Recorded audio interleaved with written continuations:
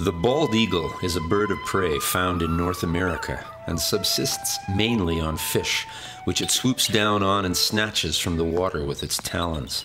The bald eagle is the national bird of the United States of America. Recently, the border between the US and Canada has been closed due to the COVID-19 crisis.